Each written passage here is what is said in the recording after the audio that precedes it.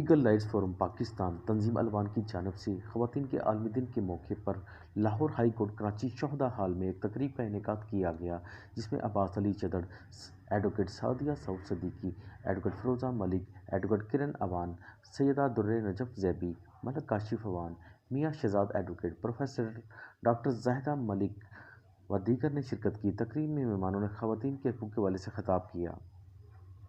میری مرضی کے بغیر میرے اوپر تیزاب نہ پھینکا جائے، میرے حقوق کو سلب نہ کیا جائے، میرے اوپر کسی بھی قسم کا تشدد نہ کیا جائے۔ بربادی مارچ ہوگی۔ ہم اپنی فیمیل کو، اپنی لیڈی کو، اپنی بہن کو، ماں کو، بیٹی کو، بیوی کو، یہ ایک ہم اس کو خراج تحسین پیش کریں۔ کیمرہ مین فرحان شیخ کے ساتھ اسلم میر بہیم، سٹی ون نیوز لاہور۔